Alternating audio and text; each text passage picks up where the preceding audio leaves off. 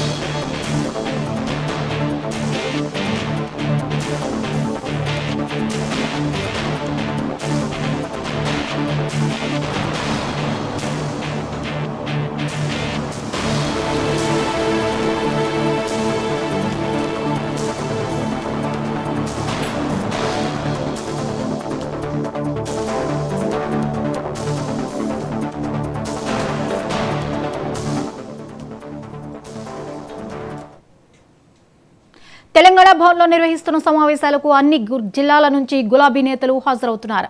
BRS working president KTR ఆధ్వర్యంలో ఈ సమావేశాలు జరుగుతున్నాయి. పార్టీ నేతలకు కేటీఆర్, హరీష్ రావు దిశానిర్దేశం చేస్తున్నారు. వచ్చే పార్లమెంట్ ఎన్నికల్లో అనుసరించాల్సిన వ్యూహాలపై సూచనలు చేస్తున్నారు.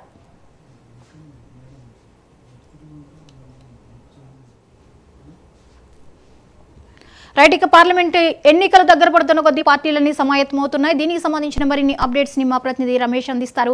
రమేష్, ఇక పార్లమెంట్ ఎన్నికలకి గెలిపే లక్ష్యంగా బీఆర్ఎస్ వ్యూహాలను రచిస్తున్నట్లుగా తెలుస్తోంది. డీటెయిల్స్ ఏంటి? రైట్ జ్యోతి, ఈ రోజు నిజామాబాద్ పార్లమెంట్ కు సంబంధించి బీఆర్ఎస్ పార్టీ నాయకులు బీఆర్ఎస్ భవన్ లో హైదరాబాద్ లో సమావేశం అయ్యారు. అయితే ఈ పార్టీలో అంటే ఎవరిని పెడితే గెలుపు మనకు విజయం సాధించే అవకాశం ఉంది. ఇక్కడ మొత్తం 7 అసెంబ్లీ నియోజకవర్గాలు ఉన్నాయి. అందులో ఆర్మూరు, బోధన్, నిజామాబాద్ అర్బన్, నిజామాబాద్ రూరల్, బాల్కొండ, కోరుట్ల, జగిత్యాల. వీటిలో 3ని టీఆర్ఎస్ కైవసం చేసుకుంది గత అసెంబ్లీ ఎన్నికల్లో. బాల్కొండ, కోరుట్ల, జగిత్యాల. మిగతా చోట్ల రెండు బీజేపీ కైవసం చేసుకుంటే 2 కాంగ్రెస్ కైవసం చేసుకుంది. అంటే ఇప్పుడున్న పరిస్థితుల్లో అంటే ఎవరిని ఏ అభ్యర్థిని పెడితే ఖచ్చితంగా పార్లమెంట్ సీట్ను మనం గెలుచుకునే అవకాశం ఉంది అనే దానిపై సుదీర్ఘంగా చర్చిస్తున్నారు. అయితే బలమైన నేతను పెట్టాల్సిందిగా కూడా కార్యకర్తలు సూచిస్తున్న పరిస్థితి ఉంది. ఎవరు ఆ అభ్యర్థి అనే దాని మీద కూడా పూర్తి స్థాయిలో కసరత్తు చేస్తున్న పరిస్థితి ఉంది.